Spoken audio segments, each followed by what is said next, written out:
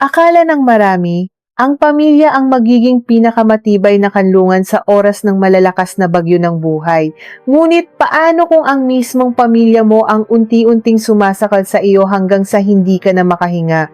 Paano kung ang mga taong pinangakuan mo ng tapat na pagmamahal sa harap ng altar ay siya palang unti-unting uubos sa iyong pagkatao, sa iyong mga pangarap at sa iyong sariling kaluluwa? 3:00 pa lang ng madaling araw, binalot pa ng makapal na hamog at nakakapasong lamig ang buong syudad at mahimbing pang natutulog ang karamihan sa mga tao, ngunit dilat na ang mga mata ni Elena. Hindi na niya kailangan ng orasan para gumising. Ang mismong kirot sa kanyang mga kasukasuan, ang pamamanhid ng kanyang mga binti, at ang bigat ng kanyang dibdib ang nagsisilbing alarm clock na gumigising sa kanya araw-araw. Pilit niyang idinilat ang kanyang mga matang namumugto. Ramdam na ramdam niya ang pangingimay ng kanyang mga braso hanggang sa dulo ng kanyang mga daliri. Bumangon siya at tahimik na tiningnan ang kanyang mga kamay sa dilim ng silid. Dati, ang mga kamay na ito ay malambot, makinis at puno ng pag-asa ng isang dalagang nangarap ng isang simpleng ngunit masayang pamilya. Ngayon, ang mga kamay na ito ay magaspang, puno ng mga kalyo, sari-saring hiwa mula sa matatalim na kutsilyo at mga paso mula sa kumukulong mantika at sabaw. Bawat kalyo ay may katumbas na sakripisyo.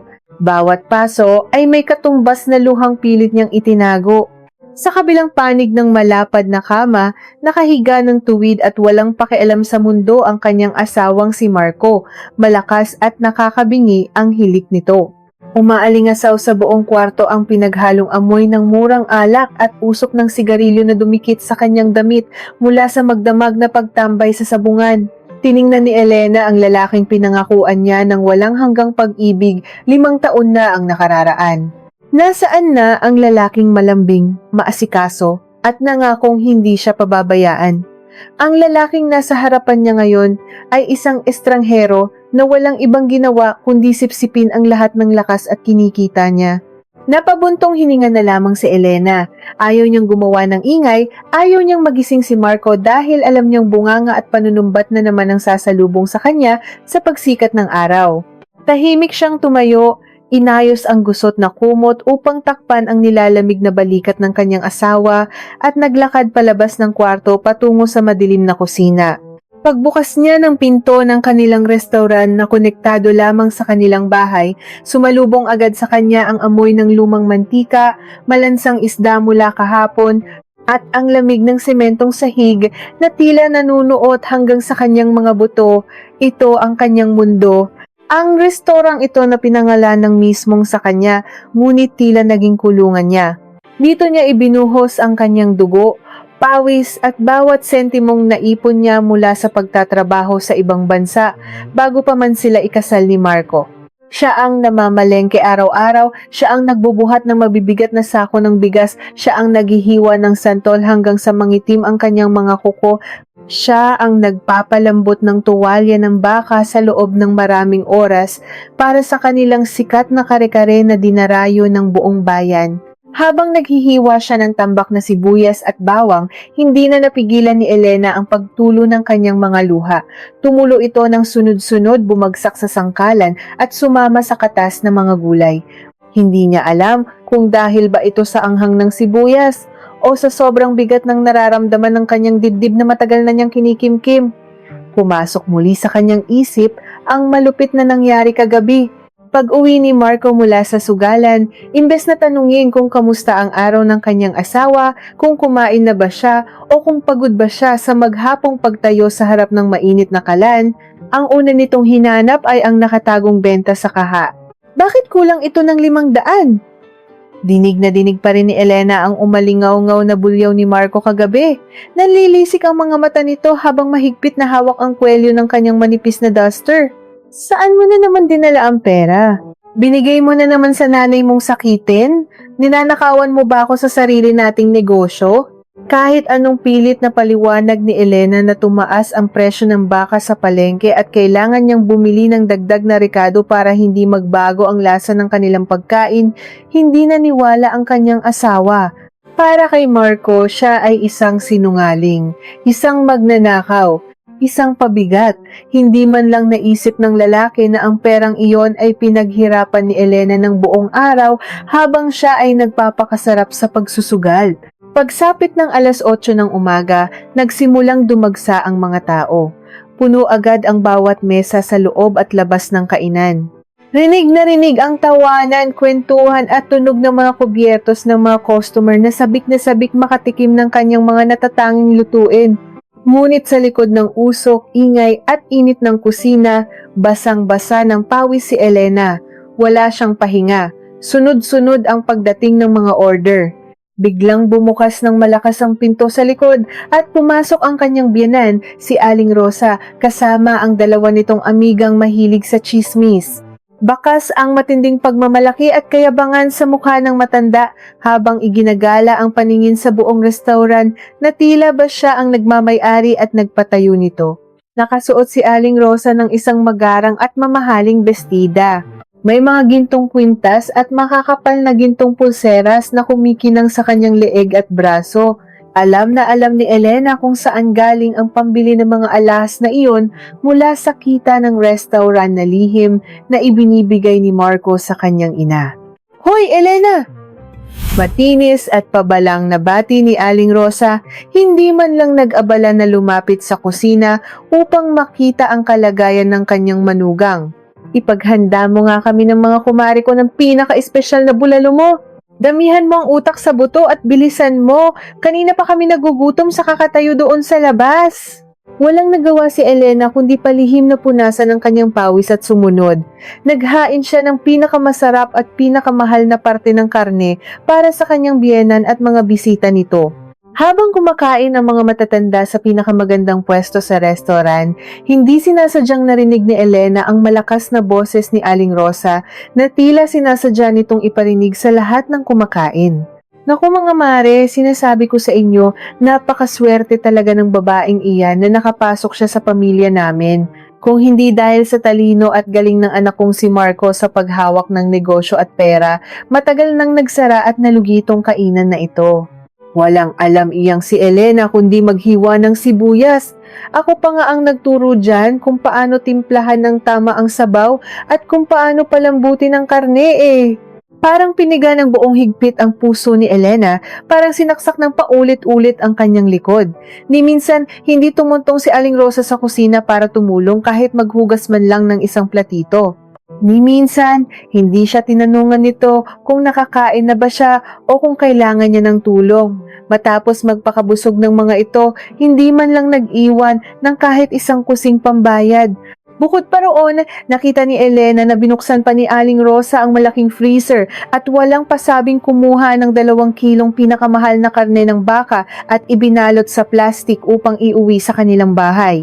Nang akma itong lalapitan at pigilan ni Elena dahil nakalaan ang karneng iyon para sa mga order sa gabi, inirapan lamang siya ng matanda mula ulo hanggang paa. "Bakit? Lalaban ka?"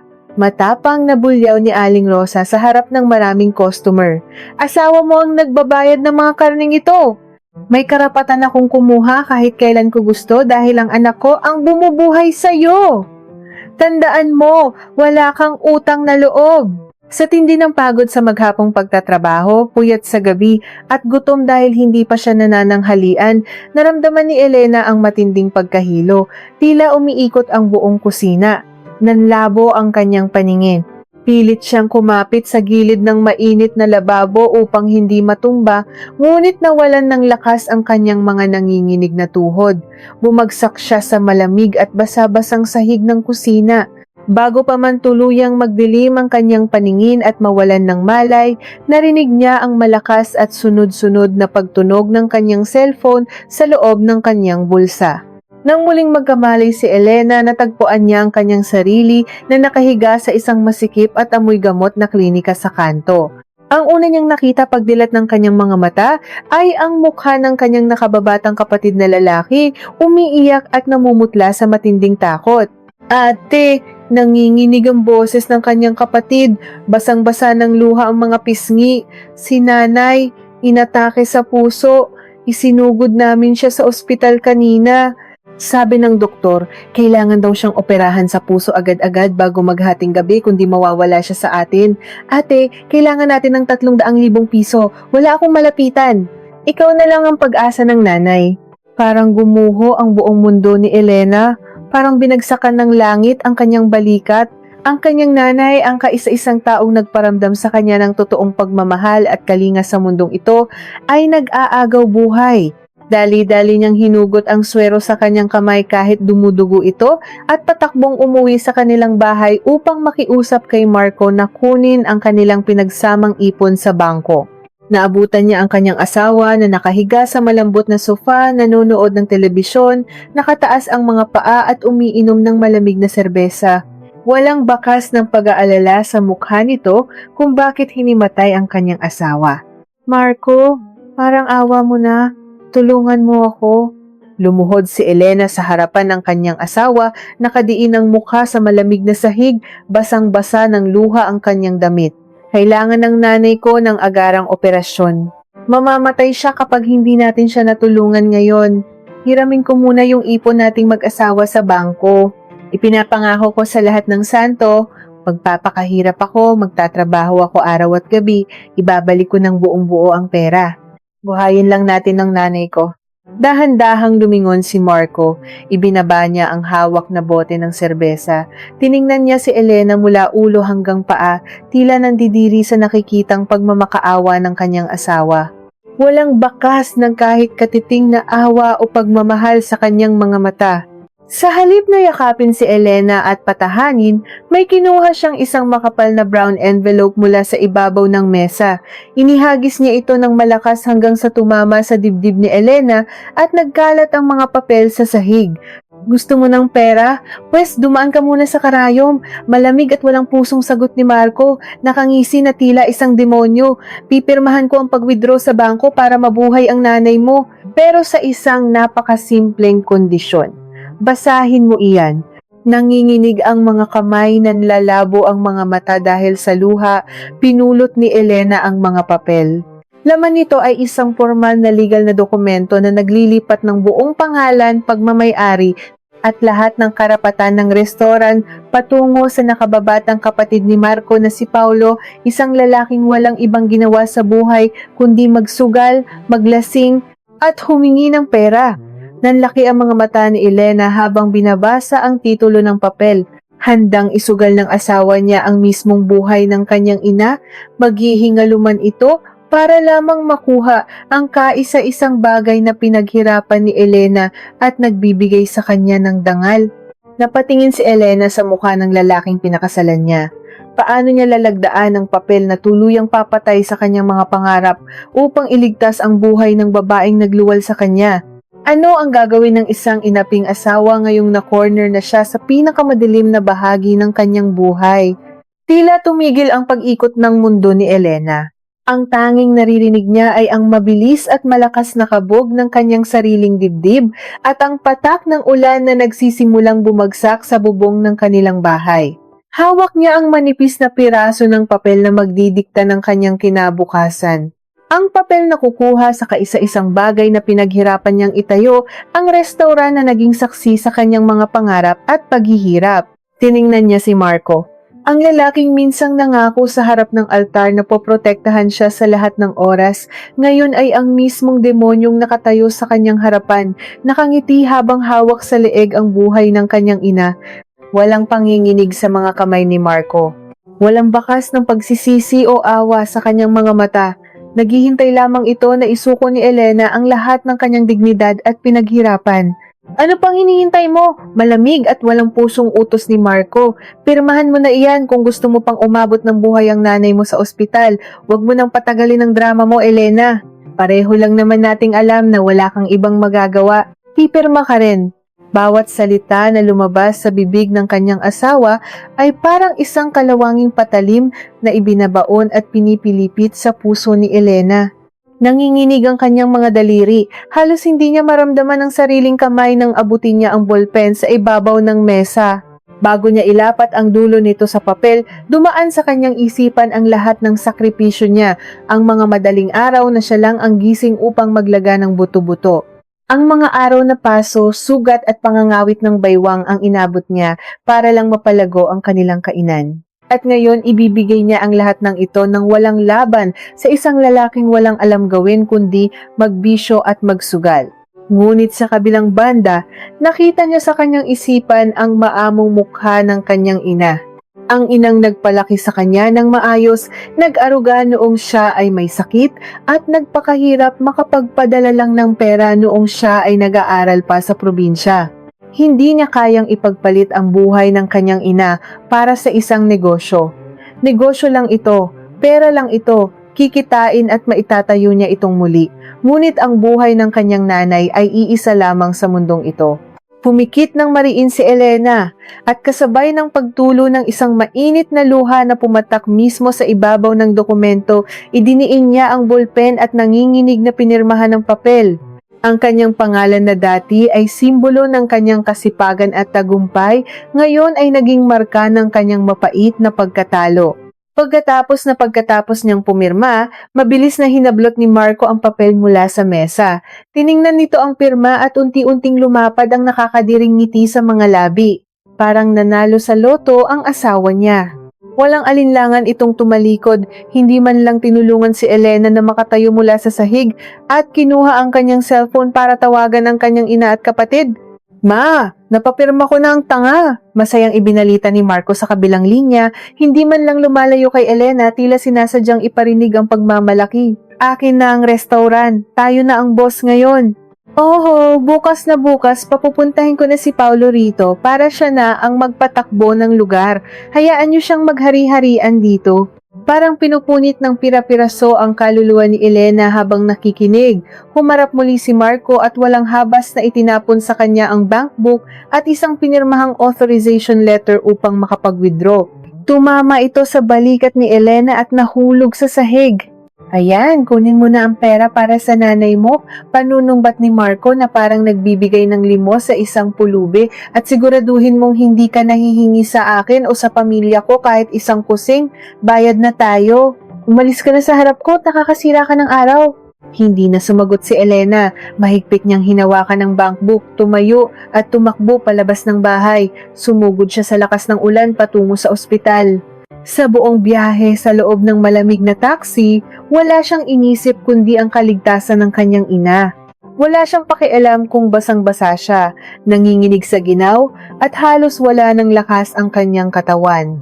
Amoy alkohol at pinaghalong amoy ng kaba ang bumalot sa pasilyo ng ospital nang makarating siya. Matapos mabayaran ang kailangang halaga para sa operasyon, naupo siya sa malamig na silya sa labas ng operating room. Bawat pagpatak ng orasan ay tila isang taon ng pagdurusa. Naging matagumpay ang operasyon ng kanyang ina. Pagkatapos ng halos 6 na oras na nakakabaliw na paghihintay, lumabas ang doktor, pagod ngunit nakangiti, at sinabing ligtas na ang matanda. Para kay Elena, iyon ang tanging liwanag sa pinakamadilim na gabi ng kanyang buhay. Niyakap niya ang kanyang kapatid na lalaki at umiyak ng tahimik. Wala na siyang restaurant, wala na siyang asawa, sa puso at isip niya, tinapakan na ang kanyang pagkatao pero buhay ang nanay niya at iyon ang mahalaga. Kinabukasan ng hapon, habang mahimbing na natutulog ang kanyang ina sa ospital, umuwi saglit si Elena sa bahay upang kumuha ng mga damit at ilang gamit. Tahimik ang buong paligid nang buksan niya ang gate.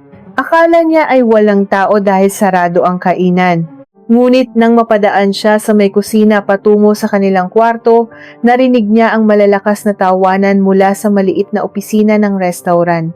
Nakabukas ng kaunti ang pinto at nakasindi ang ilaw. Sumilip siya sa maliit na awang ng pinto. Nandoon si Marco, ang biyenan niyang si Aling Rosa at ang bayaw niyang si Paulo. Nagiinuman ng mga ito ng mamahaling alak, nagkakasayahan at nagdiriwang sa loob ng opisinang siya mismo ang nagpintura at umayos. "Ang galing mo talaga, kuya!" bati ni Paulo habang itinataas ang baso ng alak. Ang mukha ay namumula na sa kalasingan. "Sa wakas, akin na itong negosyo. Sabi ko na nga ba bibigay din niyang asawa mong mukhang kawawa. Ibenta na kaya natin agad sa susunod na buwan para makuha ko na yung 2 milyon na alok ng Bombay na naghahanap ng pwesto?" "Tanga!" sagot ni Aling Rosa sabay hampas sa braso ng bunsong anak. Huwag muna kayong magmadali. Hayaan niyo munang magpakahirap palalo dyan si Elena. Sino ang magluluto kapag ibinenta niyo agad? Wala namang pupuntahan yan eh. Nabaon na sa utang dahil sa nanay niyang pabigat. Gagawin natin siyang utusan, alila, dito sa sarili niyang restaurant ng walang sweldo. Hanggang sa kusang umalis dahil sa pagod. At alam niyo ba kung ano ang pinakamaganda sa lahat ng plano ko? Dagdag ni Marco, nakangisi at nakasandal sa swivel chair ni Elena. Kapag namatay yung matanda niyang nanay sa ospital dahil sa komplikasyon, may makukuha pa yung mana mula sa lupain nila sa probinsya. Hihintayin natin yun. Kapag nakuha na natin ang pera mula sa lupa, saka ko siya formal na hihiwalayan. Papalayasin ko siya ng walang kahit anong dala kundi ang mga damit niya. Wala siyang makukuhang kahit pisong duling mula sa akin. Humagalpak ng tawa ang tatlo. Mga halakhak na parang galing sa mga demonyong nagpipiesta sa impyerno. Sa labas ng pinto, nanigas si Elena. Isang matinding lamig ang tila gumapang mula sa kanyang mga paa paakyat sa kanyang gulugod. Natuyo ang mga luha sa kanyang mga mata. Ang takot at awa sa sarili na kanina ay bumabalot sa kanya ay biglang naglaho na parang bulang tinangay ng hangin. Pinalitan ito ng isang malamig at nakakapasong galit. Galit na bumabalot sa bawat hibla ng kanyang kalamnan. Galit na umaapaw hanggang sa kanyang lalamunan na tila gusto niyang sumigaw, ngunit kinagat niya ang kanyang ibabang labi hanggang sa dumugo ito upang pigilan ang sarili. Nalaman niya ang buong katotohanan. Hindi lang nila kinuha ang pinaghirapan niya, gusto pa nilang hintaying mamatay ang ina niya para pagnakawan siya ng lubusan. Hindi pamilya ang asawa niya. Mga halimaw ang pinatira niya sa kanyang bahay. Mga linta na hindi titigil hanggang sa masaid ang lahat ng dugo niya. Dahan-dahang umatras si Elena, maingat na hindi gumagawa ng kahit anong ingay. Tiningnan niya ang buong restaurant habang naglalakad siya palabas. Bawat silya, bawat mesa, bawat kagamitan sa kusina. Kanya ito. Siya ang nagpakahirap dito. At walang sino man ang pwedeng umagaw nito nang hindi nagbabayad ng tamang halaga. Naglakad siya palabas ng bahay. Ang kanyang mga hakbang ay mabigat ngunit puno ng isang bagong determinasyon. Hindi na siya iiyak, tapos na ang pagiging mabait at sunod-sunuran. Patay na ang Elenang uto-uto. Ngunit paano lalaban ng isang babaeng inagawan ng lahat at walang kahit anong kapangyarihan sa batas laban sa mga halimaw na sumira sa kanyang buhay? Hindi na lumuha si Elena. Ang mga mata niyang dati ay pugad ng kalungkutan at pag-asa, ngayon ay nagliliyab sa isang tahimik ngunit nakakapasong poot. Habang naglalakad siya pabalik sa ospital ng gabing iyon, hindi niya ininda ang panlalamig ng kanyang katawan mula sa ulan. Ang tanging nararamdaman niya ay ang nagbabagang apoy sa kanyang dibdib, isang apoy na susunog sa lahat ng kasinungalingan at pang-aabuso ng pamilyang minsan niyang itinuring na kanya. Kinabukasan ng umaga, sumikat ang araw na tila walang nagbago. Pumasok si Elena sa restaurant bago pa man tumilaok ang mga manok sa kapitbahay. Sinuot niya ang kanyang kupas at namantsahang apron. Kinuha niya ang matalas na kutsilyo at nagsimulang maghiwa ng mga gulay. Ngunit sa pagkakataong ito, hindi na mabigat ang kanyang mga kamay. Bawat hiwa ng kutsilyo sa sangkalan ay mabilis, madiin at may dalang tiyak na layunin. Nang magising si Marco at lumabas patungo sa kusina, naabutan niya si Elena na naghahanda ng paborito nitong almusal, mainit na sinangag na may maraming bawang, itlog na malasado at tuyo. Nang magtama ang kanilang paningin, pinilit ni Elena na banatin ang kanyang mga labi upang bumuo ng isang maamo at sunod-sunurang ngiti. Isang ngiti na nagpakilabot sa kanyang sariling kaluluwa, ngunit alam niyang ito ang pinakamabisang baluti. "Oh, gising ka na pala," malambing na bati ni Elena, ibinababa ang plato sa harap ng kanyang asawa. "Kumain ka na, pasensya na sa nangyari kahapon. Nabigla lang ako dahil sa nanay ko. Pero naisip ko, tama ka. Mas magaling naman talaga kayo ni Paulo pagdating sa pagnenegosyo. Ako na lang ang bahala rito sa kusina. Pagsisilbihan ko kayo." Tumaas ang isang kilay ni Marco. Tila sinusuri kung may halong sarkasmo ang sinabi ng asawa. Ngunit nang makita niya ang nakayukong ulo ni Elena at ang nanginginig nitong mga balikat, lumapad ang kanyang nakakadiring ngiti. Umupo siya at nagsimulang sumubo ng malalaki.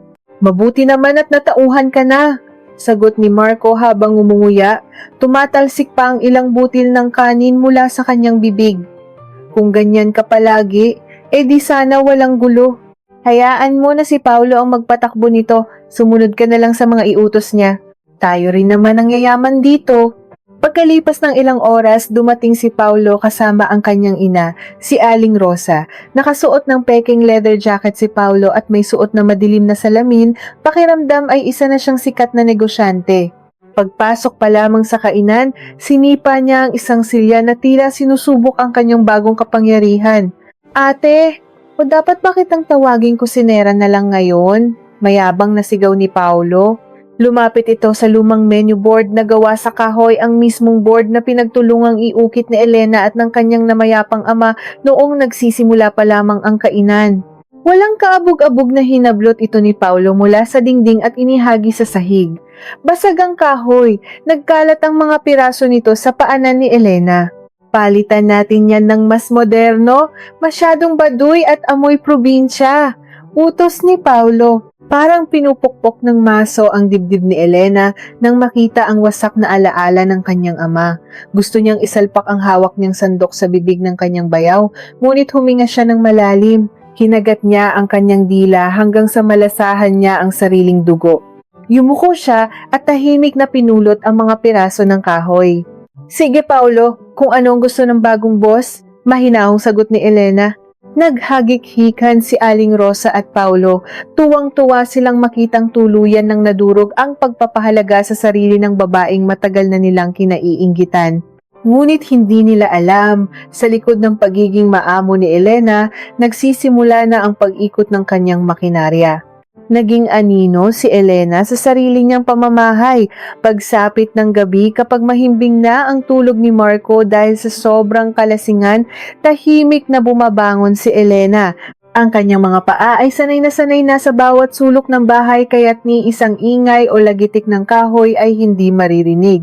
Gumagapang siya patungo sa maliit na opisina sa likod ng restaurant.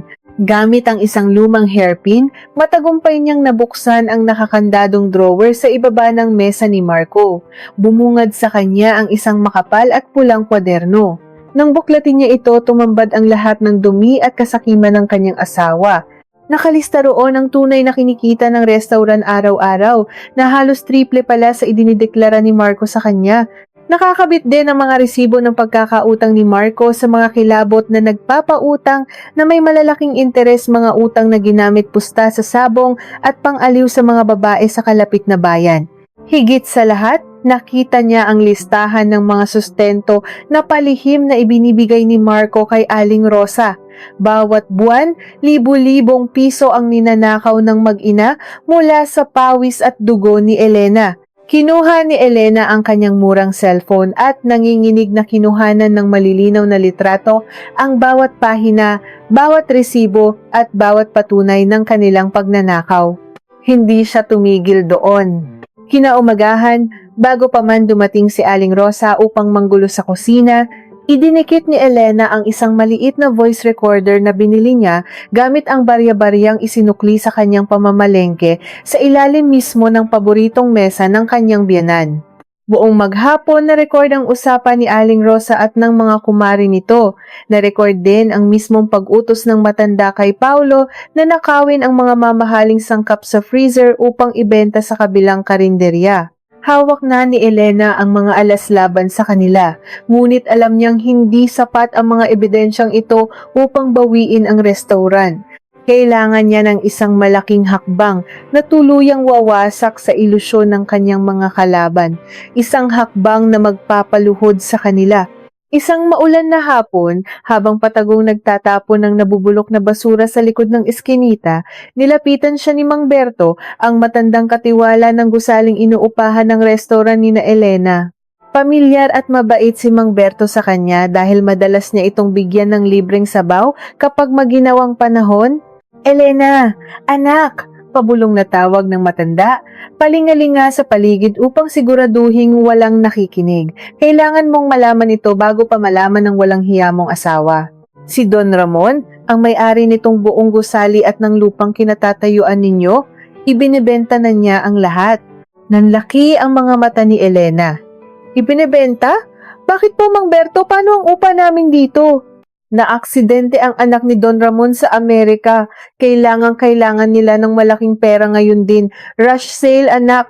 Bagsak presyo na niyang ibibigay ang buong paupahan. Halos kalahati ng tunay na halaga nito. Ngunit kailangan niya ng cash sa loob ng 7 araw. Kapag may nakabili ng ibang negosyante rito, asahan ninyong palalayasin kayo dahil matagal nang tapos ang kontrata ninyo. Sa sandaling iyon, tila may isang malakas na kidlat na tumama sa isipan ni Elena.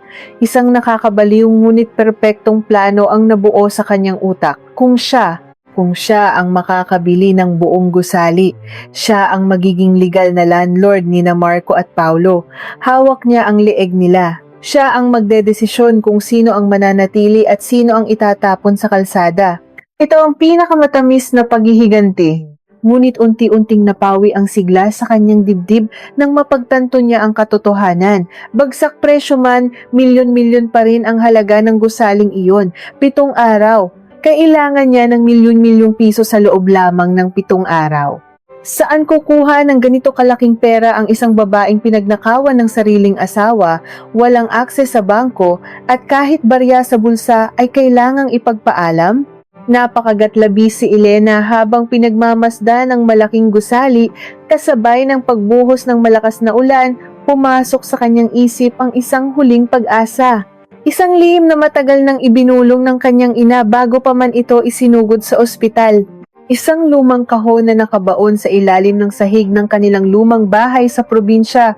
Ngunit sapat kaya ang laman ng kahong iyon upang mabili ang kanyang kalayaan o ito ba ay magiging hudyat lamang ng panibagong kapahamakan para sa kanya? Hindi naging madali ang pagtakas ni Elena ng gabing iyon. Hinintay niyang maging malalim ang gabi nang ang tanging naririnig na lamang ay ang malakas na paghilik ni Marco at ang patak ng ulan sa yero. Nag-iwan siya ng nakahandang almusal sa mesa at isang maikling sulat na nagsasabing babantayan niya nang buong magdamag ang kanyang ina sa ospital. Ngunit ang totoo, hindi sa ospital ang punta niya. Dala ang isang lumang bag na naglalaman ng 2 pirasong damit at kakarampot na barya, sumakay siya sa unang bus na bibiyahe patungo sa kanilang liblib na probinsya. Sa loob ng umaandar na bus, nakasandal ang ulo ni Elena sa malamig at basang salamin. Bawat lubak sa kalsada ay tila sumasabay sa mabilis na kabog ng kanyang dibdib. 7 araw. Iyon lamang ang palugit na ibinigay sa kanya para makapagbigay ng buong bayad sa gusali. Kung mahuhuli siya, tuluyan nang mawawala ang kanyang restaurant, ang kanyang pangarap at ang nag-iisang pagkakataon niyang makabawi sa mga taong sumira sa kanyang pagkatao. Pagdating niya sa kanilang lumang bahay sa probinsya kinabukasan ng umaga, halos mapaluha siya sa nakita. Giba-giba na ang mga haligi nito, inaanay ang mga dingding na gawa sa kahoy at nababalot na ng matataas na talahib ang buong paligid. Ngunit wala siyang panahong maging emosyonal. Dali-dali siyang pumasok sa madilim at maalikabok na kusina. Gamit ang isang kalawanging asarol na nakita niya sa bakuran, sinimulan niyang hukayin ang ilalim ng lupa sa tapat ng lumang dapugan. Masakit sa likod, nakakangawit sa braso, at nagdurugo na ang mga gilid ng kanyang kuko dahil sa tigas ng lupa, ngunit hindi siya tumigil. Ilang oras siyang naghukay hanggang sa tumama ang dulo ng asarol sa isang matigas na bakal. Halos manikip ang kanyang dibdib sa pinaghalong pagod at kaba nang makuha niya ang isang mabigat at kinalawang na kahon. Nanginginig ang kanyang mga kamay nang buksan niya ang kandado nito gamit ang isang lumang bato. Pagkabukas ng kahon, nakita niya ang mga bagay na matagal nang iningatan ng kanyang ina. Isang makapal na patong ng mga naninilaw na papel at isang maliit na supot ng pelus. Binuksan niya ang supot at nakita ang mga lumang alahas na ginto ng kanyang lola, mga singsing, kwintas at makakapal na pulseras. Nang tingnan niya ang mga papel, napagtanto niya na ito ay ang orihinal na titulo ng napakalawak na sakahan ng kanilang mga ninuno na hindi kailanman ibinenta ng kanyang ama kahit noong mga panahong walang-wala sila. Ngunit unti-unting napawi ang ngiti sa kanyang mga labi. Lupa at mga antigong alahas ang hawak niya, hindi pera. Paano niya ito magagawang milyon-milyong piso sa loob lamang ng 6 na araw na natitira? Sinubukan niyang pumunta sa pinakamalapit na bangko sa bayan upang isanla ang titulo ng lupa, ngunit nanlumo siya sa naging sagot ng tagapamahala. Nasira na ang kanyang pangalan sa mga bangko dahil sa napakaraming utang sa credit card na ginawa ni Marco gamit ang pangalan nilang mag-asawa. Hindi siya pinayagang umutang. Sa sobrang kawalan ng pag-asa, naupo si Elena sa gilid ng kalsada, walang pakialam sa init ng araw at sa mga taong nagdaraan. Napahagulgol siya. Narito na ang sagot sa kanyang mga panalangin. Nasa mga kamay na niya ang susi sa kanyang kalayaan, ngunit nakasara pa rin ang pinto. Habang nagpupunas ng luha, may pumasok sa kanyang isipan. Si Doña Carmen, ang pinakamayaman at pinakamaimpluwensyang negosyante sa kanilang probinsya at dating pinagsisilbihan ng kanyang ina bilang katiwala ilang dekada na ang nakalipas. Kilala si Doña Carmen na mahigpit sa pera, ngunit may utang na loob ito sa kanyang ina dahil minsan itong iniligtas ang bunsong anak ng Donya sa pagkalunod. Walang pag-aalinlangan, naglakad si Elena ng ilang kilometro patungo sa malaking mansyon ng mga Asunsyon. Nang makaharap niya ang matanda sa loob ng napakalaki at malamig nitong sala, hindi na napigilan ni Elena ang sarili. Lumuhod siya sa malamig na marmol na sahig. Ikinuwento niya ang lahat. Ang pagmamalupit ni Marco, ang pagnanakaw ng kanyang biyenan, ang pang-aagaw sa kanyang restaurant habang nasa bingit ng kamatayan ng kanyang ina, at ang nag-iisang pagkakataong mabawi niya ang kanyang dignidad. Tiningnan lamang siya ni Doña Carmen habang humihigop ng mainit na tsaa.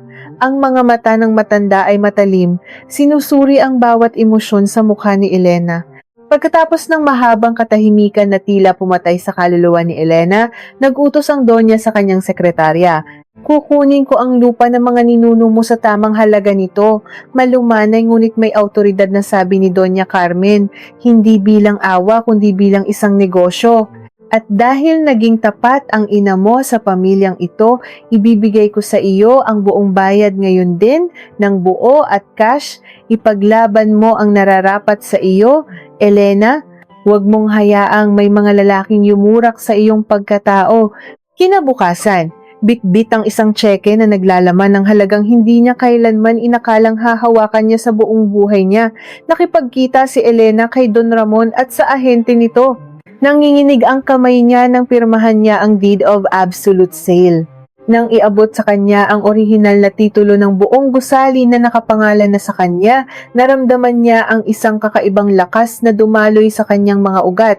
Hindi na siya isang utusan. Hindi na siya isang asawang pwedeng tapakan. Siya na ngayon ang may-ari ng lupang kinatatayuan ng kayabangan ng pamilya ng asawa niya. 2 araw na lamang bago ang grand opening ng restaurant na ipinangalan na ngayon kay Paulo, nakita ni Elena sa Facebook ang malalaking anunsyo ng kanyang bayaw. Nagimbita ito ng mga politiko, mga sikat na tao sa kanilang lugar at mga kamag-anak upang ipagmalaki ang kanyang bagong negosyo. Pumunta si Elena sa isang mamahaling palimbagan sa kabilang syudad.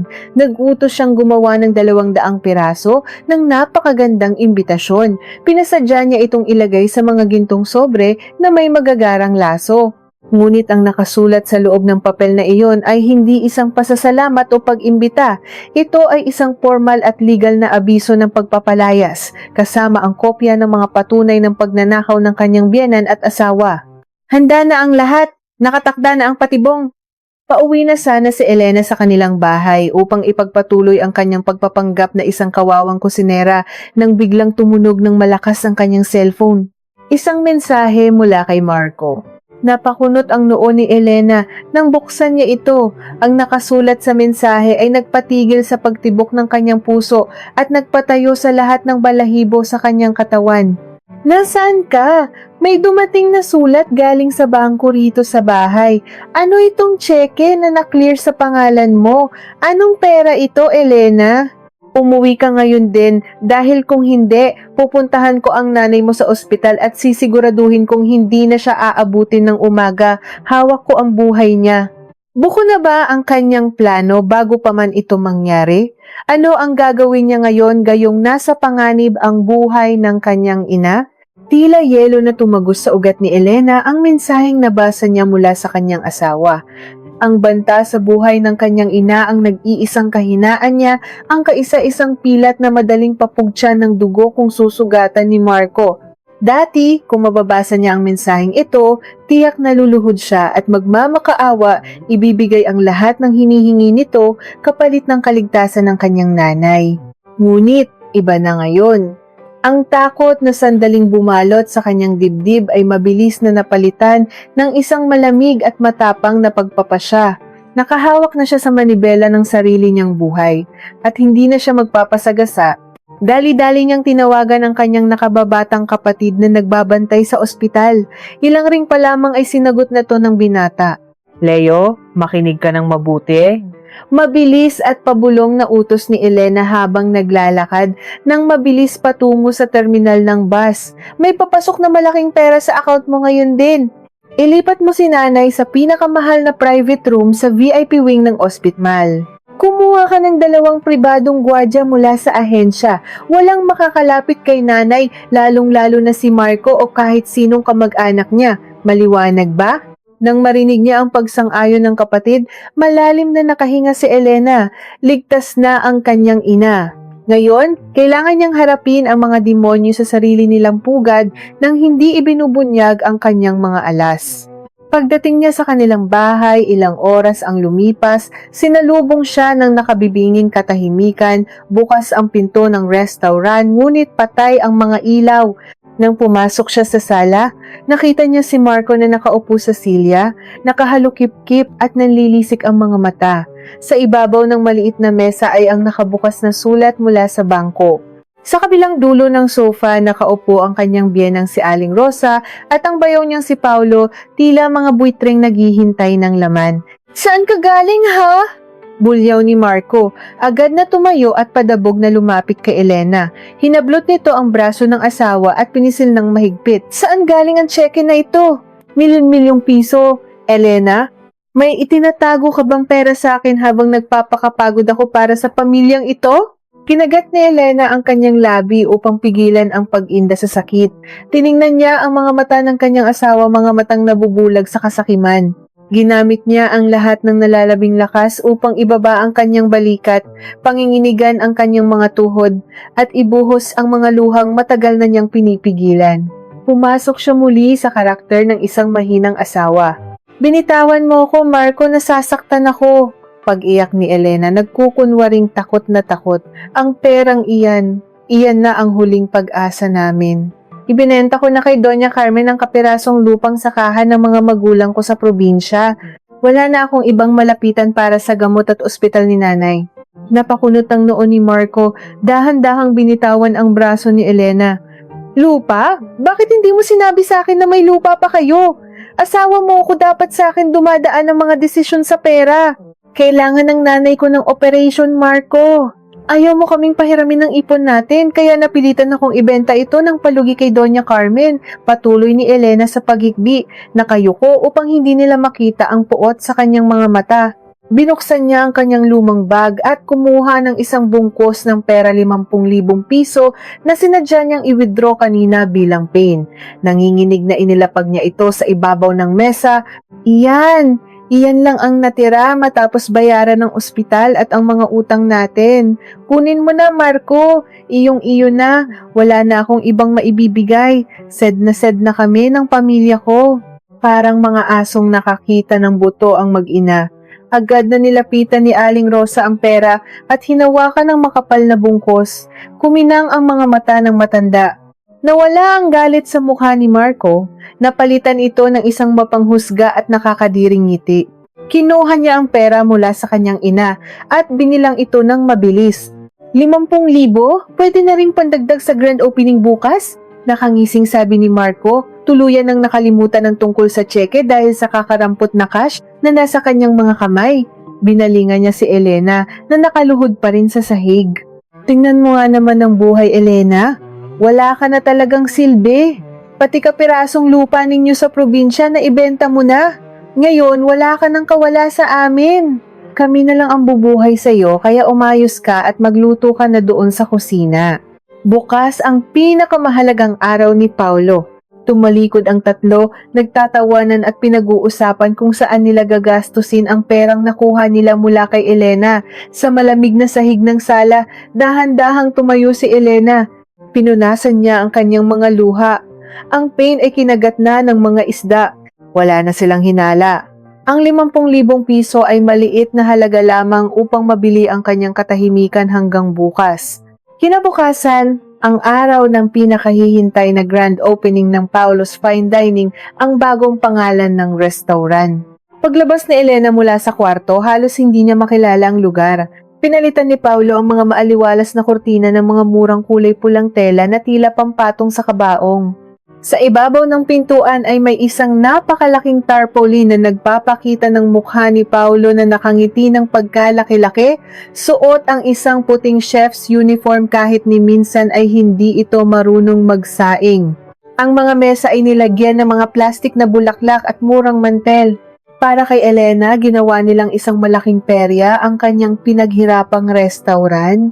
Suot ni Aling Rosa ang isang matingkad na pulang bestida na may mga kumikinang na bato mukhang ninang sa kasal na gustong sapawan ang nobya. Si Marco naman ay nakasuot ng barong Tagalog, abalang nagtatawag sa telepono para kumpirmahin ang pagdating ng mga bisita. Nang makita ni Marco si Elena na papalapit, agad kumunot ang noo nito. Tiningnan niya ang suot na kupas na t-shirt at manipis na apron ng asawa. Wag na wag kang lalabas sa kusina ngayong araw, naiintindihan mo ba? Pabulong ngunit madiin na banta ni Marco, tinutulak si Elena patungo sa likod. Darating ang mayor, ang mga konsehal at ang mismong boss ko mula sa kumpanya. Nakakahiya ang itsura mo. Baka akalain nilang namumulot tayo ng pulubi sa kalsada. Siguruhin mong mainit ang mga sabaw at hindi maalat ang kare-kare, kundi sa labas ka matutulog mamayang gabi. Walang imik na pumasok si Elena sa kusina. Sinalubong siya ng nakakapasong init mula sa mga naglalakihang kaldero. Naghiwa siya ng karne, naghalo ng salsa at inayos ang mga putahe. Ngunit habang tumatagaktak ang kanyang pawis, nakangiti siya. Isang ngiting mapanganib. Sa ilalim ng kanyang kupas na apron at maruming t-shirt, nakasuot siya ng isang formal at mamahaling itim na pantalon. Sa loob ng kanyang locker ay naghihintay ang isang puting blazer na binili niya gamit ang perang nakuha niya kay Doña Carmen. Pagsapit ng tanghali, nagsimulang dumating ang mga bisita.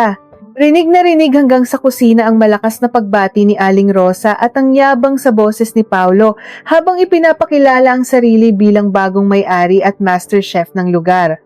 Dumating ang boss ni Marco na labis na pinagmamalaki nito. Puno ang restaurant ng mga taong mayayaman, mga politiko at mga kilalang tao sa bayan. Sumilip si Elena mula sa maliit na siwang ng pinto ng kusina. Nakita niyang umakyat si Paulo sa isang maliit na entablado na ginawa nila sa gitna ng kainan. Hawak nito ang mikropono. Tuwang-tuwa sa atensyong ibinibigay sa kanya ng lahat. Magandang tanghali po sa inyong lahat. Panimula ni Paulo, umaalingaw-ngaw ang boses sa speaker. Maraming salamat sa pagdalo ninyo sa formal na pagbubukas ng Paulo's Fine Dining. Bilang pasasalamat sa inyong pagsuporta sa aking bagong negosyo, may inihanda kaming espesyal na regalo para sa bawat mesa ng aming mga VIP na bisita. Sa senyas ni Paulo, nagsimulang mag-ikot ang dalawang inupahang serbidora. Ipinamahagi nila ang mga gintong sobre na may magagarang laso na inihanda ni Elena kahapon. Inilapag ang mga ito sa harap mismo ng boss ni Marco, sa harap ng mayor at sa tapat mismo ni Aling Rosa at ng kanyang mga kumare. Sige po, buksan ninyo ang aming munting regalo bago tayo magsimulang kumain. Masayang utos ni Paulo. Tahimik na hinubad ni Elena ang kanyang maruming apron. Kinuha niya ang puting blazer mula sa locker at isinuot ito, itinatago ang lahat ng bakas ng isang kusinera. Kinuha niya mula sa kanyang bulsa ang isang maliit na remote control para sa projector screen na nakakabit sa itaas ng entablado ni Paulo. Habang dahan-dahang binubuksan ng mga naguguluhang bisita ang mga gintong sobre, humakbang si Elena palabas ng kusina. Ang kanyang mga mata ay nanlalamig, ang kanyang tindig ay matigas. Ano kaya ang magiging reaksyon ng mga bisita, lalo na ng boss ni Marco, kapag nabasa nila ang liham ng pagpapalayas? At ano ang mga nakakabiglang ebidensyang ipapakita ni Elena sa malaking screen sa harap ng buong bayan? Unti-unting namayani ang isang nakakabinging katahimikan sa loob ng restaurant. Ang kaninang masayang tawanan, ang pagtunog ng mga mamahaling baso ng alak at ang mayabang na boses ni Paulo sa mikropono ay biglang naputol. Pinalitan ito ng tunog ng pagpunit ng mga gintong sobre at ang kaluskos ng mga makakapal na papel.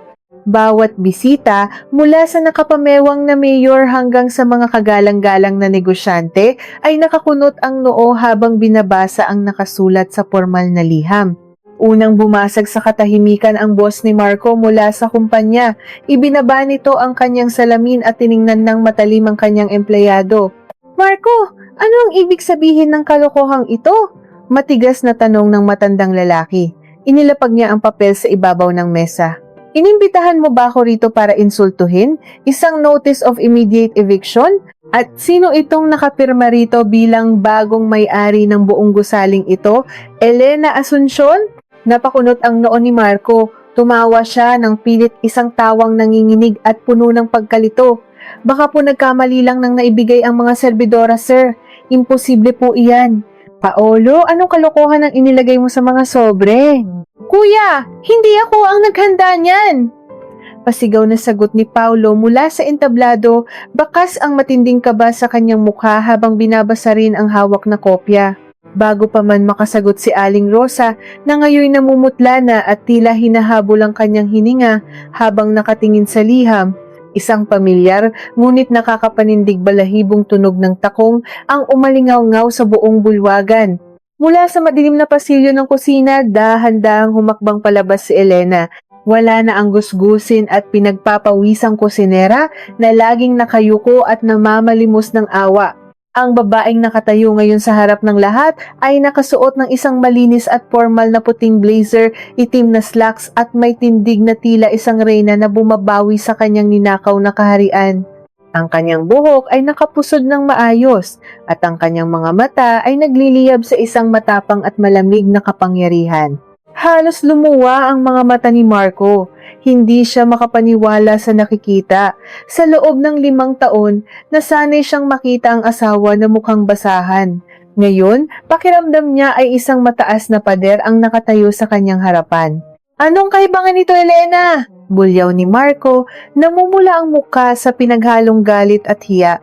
Mabilis siyang naglakad patungo sa kanyang asawa at akmang hahablutin ang braso nito pangkalad ka rin pabalik sa kusina. "Sinisira mo ang araw ng kapatid ko! Pumasok ka sa loob, nakakahiya ka sa mga bisita ko." Ngunit bago pa man dumapo ang kamay ni Marco sa kanyang braso, tiningnan siya ni Elena ng napakatalim na tila kayang pumatay ng tao. Hindi umatras si Elena. Sa halip, humakbang siya pasulong na nagpuwersa kay Marco na mapatigil. "Wag na wag mo akong hahawakan, Marco," malamig ngunit umaalingaw-ngaw na boses ni Elena. "Wala kang karapatang mag-utos sa sarili kong ari-arian." Nagkatinginan ng mga bisita. Nagsimulang magbulungan ang mga kumare ni Aling Rosa. Ang mayor ay tahimik lamang na nagmamasid, pilit na inuunawa ang dula na nangyayari sa kanyang harapan. "Anong ari-arian ang sinasabi ng baliw na ito?" Matinis na sigaw ni Aling Rosa. Napatayo mula sa kanyang upuan. Tinuturo si Elena gamit ang nanginginig na daliri. "Pinalayas na kita sa restaurant na ito dahil pabigat ka. Ako ang gumawa ng lahat ng ito. Ako ang nagpalago nito. Hampas lupa kang babae ka, wala kang utang na loob." Hindi pinansin ni Elena ang panunumbat ng matanda. Itinaas niya ang kanyang kanang kamay at pinindot ang maliit na remote control na kanyang hawak. Biglang bumaba ang isang malaking white screen mula sa kisame sa likod ni Paulo at bumukas ang projector. Lahat ng mata ay napabaling sa malaking screen. Unang lumabas ang malinaw na video footage mula sa mismong kusina, kuha ilang linggo na ang nakalipas. Sa video, kitang-kita si Aling Rosa na binubuksan ang malaking freezer. Kinuha nito ang mga pinakamamahaling parte ng baka at ipinasok sa isang malaking itim na bag. "Sige Paulo, kunin mo na to at ibenta mo doon sa kabilang karinderya. Tangang-tanga naman niyang asawa ng kuya mo, hindi niya mapapansin na kulang ang karne. Hayaan mo siyang magpakahirap dyan maghapon." Rinig na rinig ang malinaw na boses ni Aling Rosa mula sa speaker. Napanganga ang mga bisita. Ang mga kumare ng matanda na kanina lamang ay pumupuri sa kanya, ngayon ay tila nandidiring lumayo sa kanyang tabi. Namutla si Aling Rosa, napahawak sa kanyang dibdib at sunod-sunod na lumunok ngunit walang lumabas na salita sa kanyang bibig. Bago pa man makapag-react si Paulo, nagpalit ang larawan sa screen. Lumabas ang mga pahina ng pulang kwaderno ni Marco. Nakita ng lahat ang listahan ng mga perang ninakaw nito mula sa benta ng restaurant, ang mga resibo ng pagkakautang sa sugal at ang mga mamahaling regalo na binili para sa iba't ibang babae. Ngunit ang pinakamasakit para kay Marco ay ang huling ipinakita sa screen, isang palitan ng mensahe sa pagitan niya at ng isang kilalang fixer sa kanilang kumpanya. Nakasulat doon ang mga palihim na transaksyon ni Marco na nagnanakaw ng pondo mula sa opisina ng kanyang mismong boss na ngayon ay nakaupo sa harapan niya. Padabog na inihampas ng boss ni Marco ang kanyang kamao sa mesa. Basag ang katahimikan. Magnanakaw ka sa sarili mong asawa. Hindi na ako magtataka na kinakagat mo rin ang kumpanyang nagpapakain sa iyo. Sigaw ng boss, galit na galit habang dinuduro si Marco. Simula bukas, tanggal ka na sa trabaho. At ihanda mo ang sarili mo dahil idedemanda kita at pababayaran ko sa iyo ang bawat sentimong kinuha mo sa kumpanya ko. Sunod-sunod na nagsitayuan ang mga VIP na bisita. Walang gustong madamay sa napakalaking iskandalo. Ang mayor ay umiling-iling at tahimik na naglakad palabas, sinundan ng kanyang mga guwardya. Bawat taong lumalabas ay nagiiwan ng mapanghusgang tingin sa pamilya ni Marco. Nanginig ang buong katawan ni Marco. Ang kanyang mga mata ay nanlilisik sa puot, pagkabaliw at kawalan ng pag-asa. Nawala ang kanyang trabaho, ang kanyang reputasyon at ang kanyang pamilya sa loob lamang ng ilang minuto. Tiningnan niya si Elena na nanatiling nakatayo ng tuwid, walang bakas ng awa sa mukha. "Ikaw ang may gawa nito!" sigaw ni Paulo. Hindi matanggap ng lalaki na ang kanyang inaasam na pagyaman at pagiging sikat ay gumuho sa isang iglap.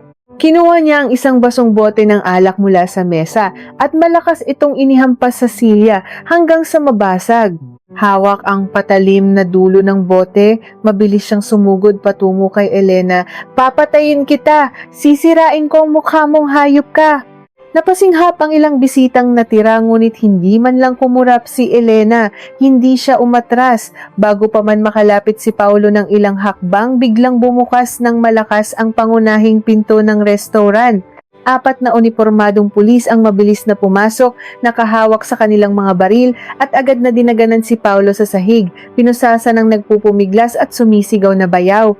"Paulo Asuncion at Rosa Asuncion, inaresto namin kayo sa salang pagnanakaw at paninira ng pribadong ari-arian, mariing ideklara ng pulis." Nagwala si Aling Rosa, nagpabagsak siya sa sahig, umiiyak at nagmamakaawa. "Marco, anak, tulungan mo ko! Ayaw kong makulong, maawa kayo sa akin!" Tumalikod si Elena upang panoorin ang mga pulis na kinakaladkad palabas ang kanyang biyenan at bayaw. Ito ang katarungang matagal na niyang pinapanalangin. Sa wakas, malaya na siya. Ngunit nang akma na siyang lalakad pabalik sa kanyang opisina, naramdaman niya ang isang malamig na kamay na mahigpit na pumulupot sa kanyang leeg mula sa likuran. Hinihingal, amoy alak at parang isang asong ulol na na-corner, inilapit ni Marco ang kanyang bibig sa tainga ni Elena. "Akala mo ba tapos na tayo, Elena?" Bulong ni Marco. Ang boses ay nanginginig sa desperasyon at kasamaan. "Akala mo ba panalo ka na dahil nakuha mo itong gusaling ito at naipakulong mo sila? Nagkakamali ka?" Pilit na inaalis ni Elena ang kamay ng kanyang asawa, ngunit masyado itong mahigpit. "Kaninang umaga bago magsimula ang okasyong ito, may pinapunta akong 2 tao doon sa ospital ng nanay mo." Patuloy ni Marco, tila isang demonyong nag-aalok ng huling kasunduan sa impyerno. Alam nila kung saan ang kwarto niya. "Isang text ko lang, Elena. Isang pindot ko lang sa cellphone ko, bubunutin nila ang lahat ng tubo at makina na bumubuhay sa ina mo. Mamamatay siyang mag-isa habang nagdiriwang ka rito." Nanlamig ang buong katawan ni Elena. Tumigil ang pagtibok ng kanyang puso. "Ngayon, pumili ka!" Mariing banta ni Marco, idinidiin ang kuko sa balat ni Elena. Ibabawi mo ang reklamo laban sa pamilya ko at ibibigay mo sa akin ang titulo nitong gusali o ipapahatid ko sa iyo ang bangkay ng nanay mo bago mag-umaga. Ramdam ni Elena ang magaspang at pawisang palad ni Marco na mahigpit na nakapulupot sa kanyang leeg. Umaalingasaw ang hininga nitong amoy alak at sigarilyo, humahalo sa amoy ng basag na bote ng alak na nagkalat sa sahig ng restaurant.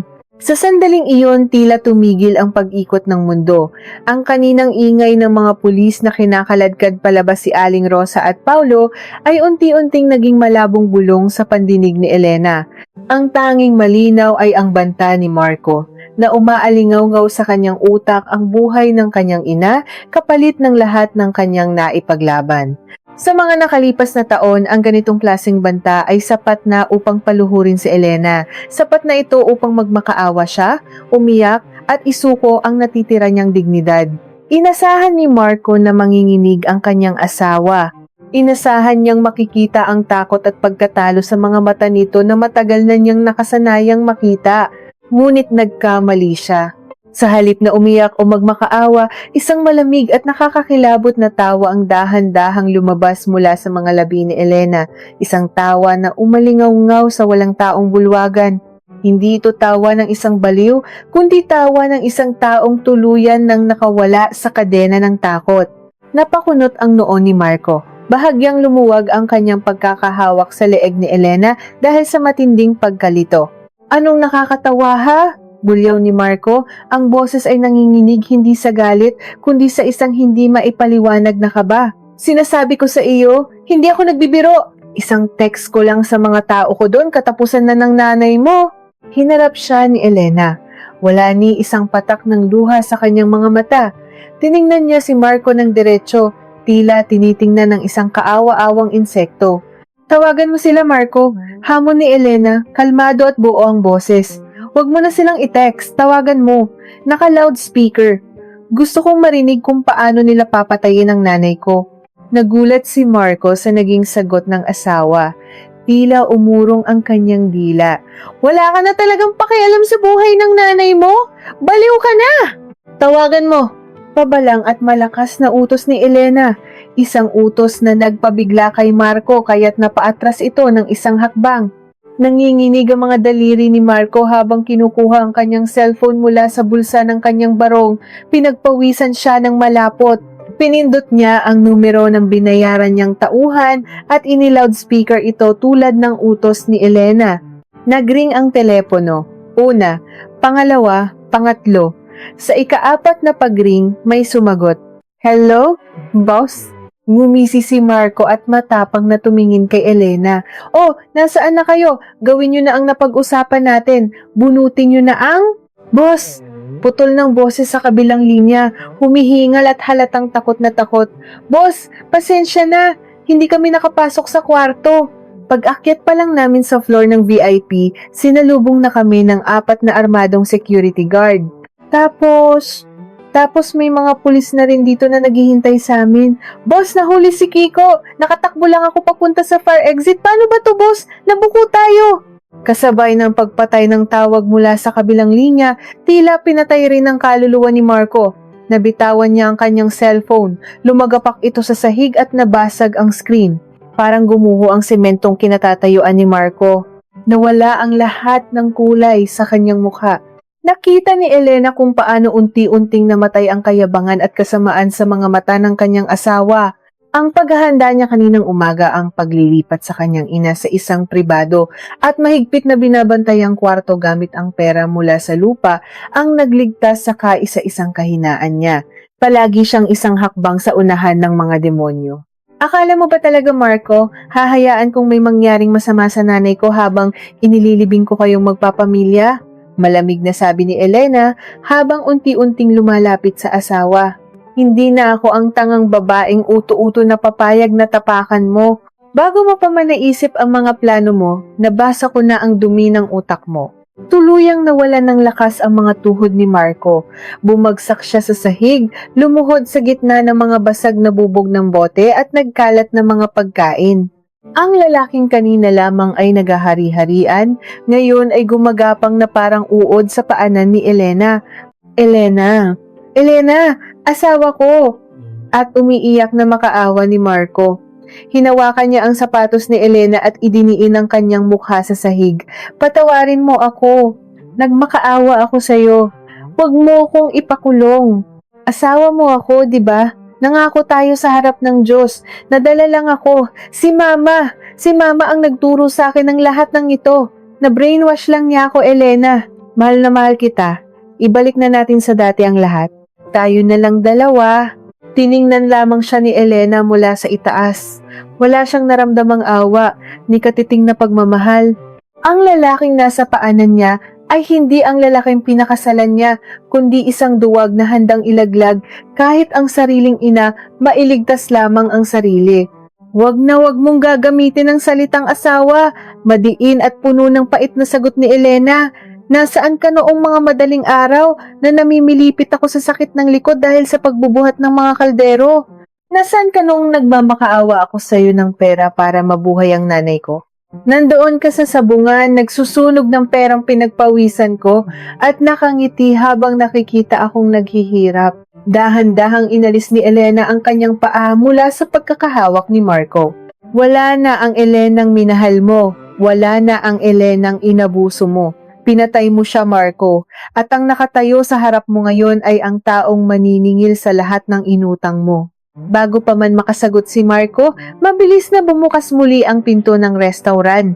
Pumasok ang dalawa pang pulis na naiwan sa labas matapos makatanggap ng ulat mula sa ospital tungkol sa tinangkang pananakit sa ina ni Elena. Marco Asuncion, inaresto ka namin sa salang grave threats at conspiracy to commit murder. Matigas na pahayag ng pulis habang mabilis na pinupusasan ang nagpupumiglas at humahagulgol na lalaki. Hindi! Elena, wag! Maawa ka sa akin! Ayaw kong makulong! Tulungan mo ako!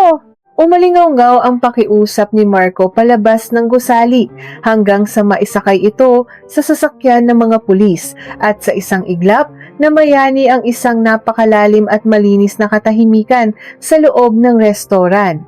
Naiwang mag-isa si Elena sa gitna ng wasak na bulwagan.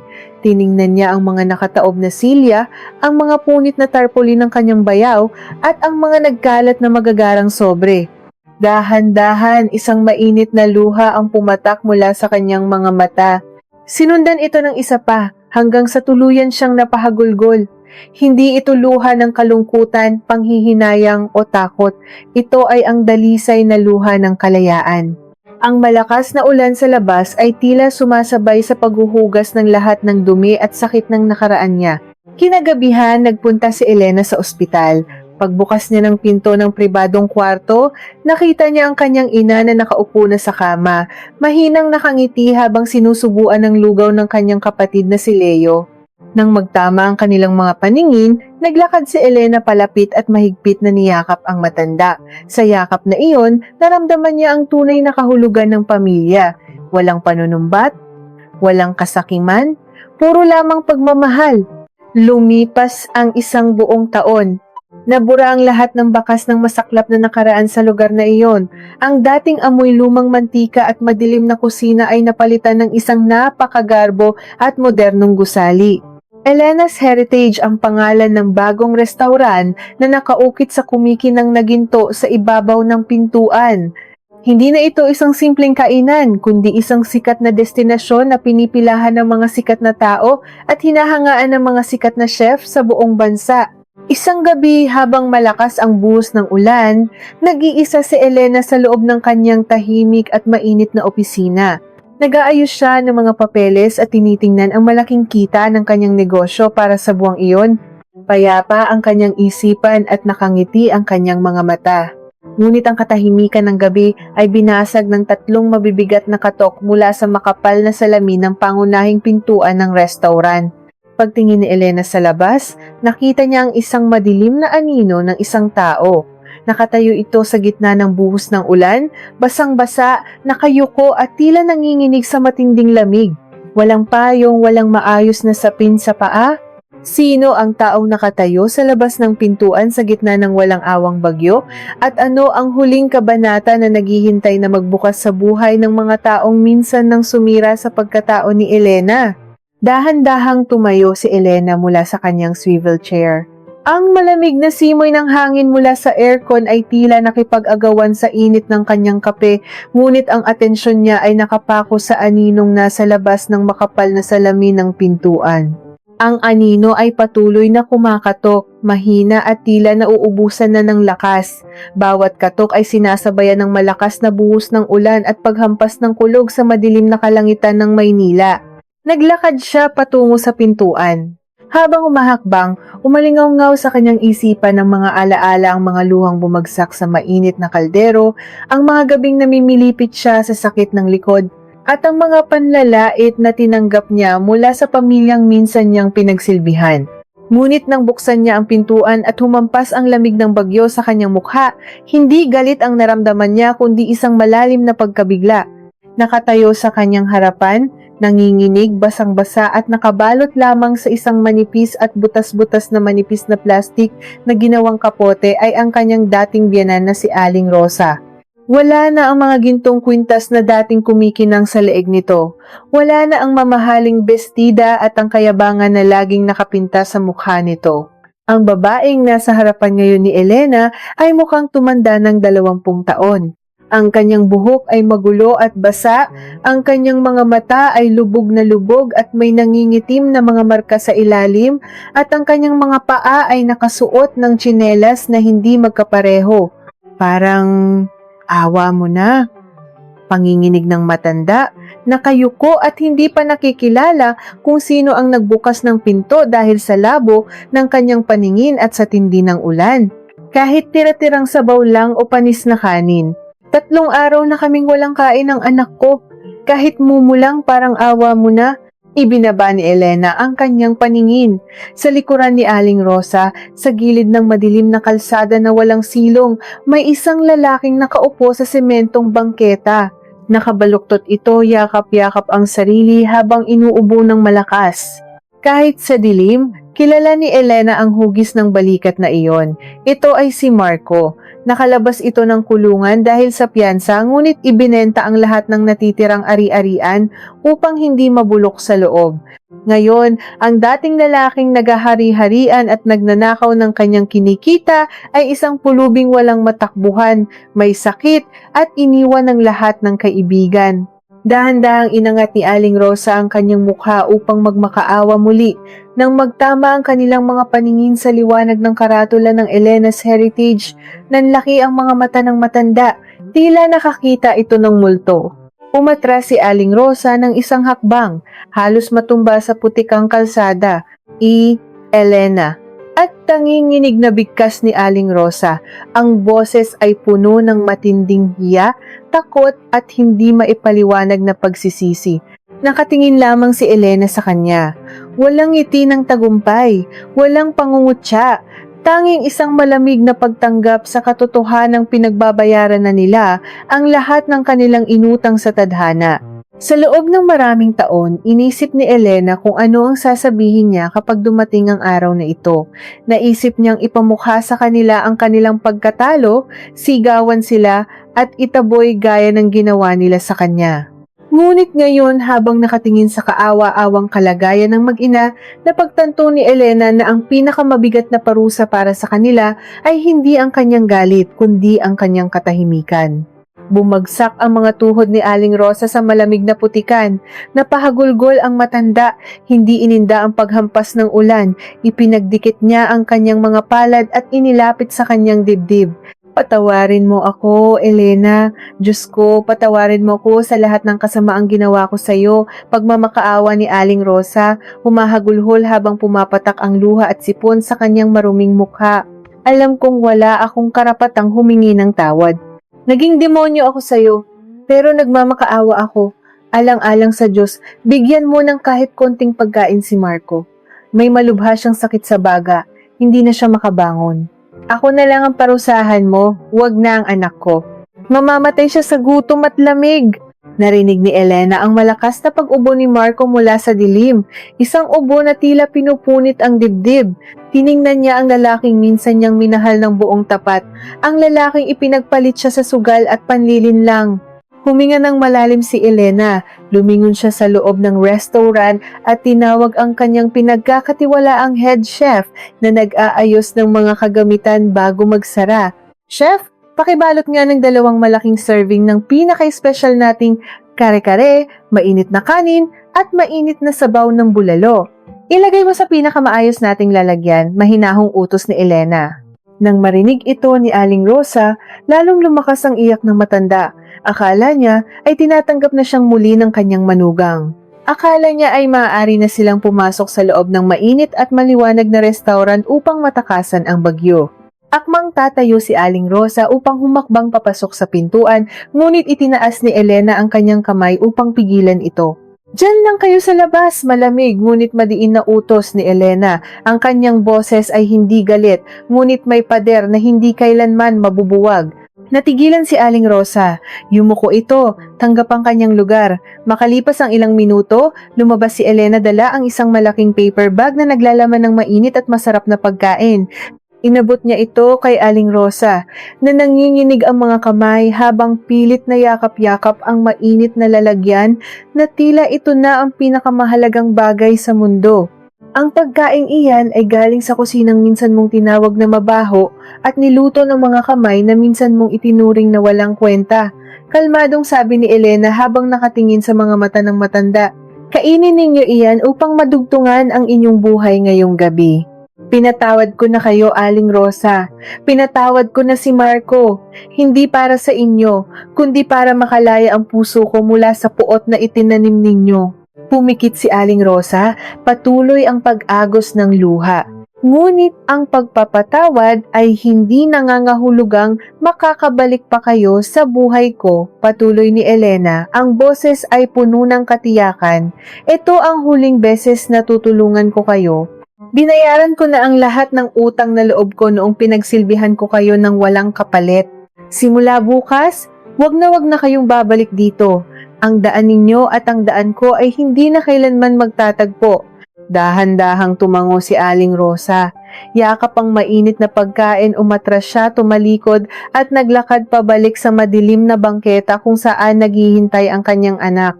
Nakita ni Elena kung paano mabilis na binuksan ni Marco ang lalagyan at sinubong ang mainit na pagkain na parang isang taong uhaw na uhaw sa tubig, walang pakialam kung nababasa ng ulan ang kanyang kinakain. Tahimik na isinara ni Elena ang makapal na salamin ng pintuan. Ibinaling niya ang kandado. Kasabay ng pag-click ng pinto ay ang tuluyang pagsasara ng pinakamapait na kabanata ng kanyang buhay. Tinalikuran niya ang dilim ng kalsada at humarap sa maliwanag, mainit at magandang restaurant na ipinundar niya mula sa kanyang sariling dugo at pawis. Mula sa maliit na kwarto sa loob ng opisina, lumabas ang kanyang ina, malusog at nakangiti, hawak ang isang mainit na tasa ng tsaa para sa kanya. Lumapit si Elena, niyakap ng mahigpit ang kanyang nanay at sabay nilang pinagmasdan ng tagumpay na nakapaligid sa kanila. Wala nang panginginig, wala nang panliliit, malaya na siya. Ngunit habang patuloy na bumubuhos ang malakas na ulan sa labas at habang nilalasap ni Marco at Aling Rosa ang huling mainit na pagkain na matitikman nila mula sa babaeng kanilang sinira, isang malalim na katanungan ang naiiwan sa hangin. Kung kayo ang nasa kalagayan ni Elena, sapat na ba ang isang mainit na pagkain upang tuldukan ang nakaraan at magbigay ng kapatawaran? O may mga kasalanan bang hindi kailanman mabubura kahit gaano pa karaming luha ng pagsisisi ang ibuhos sa gitna ng bagyo?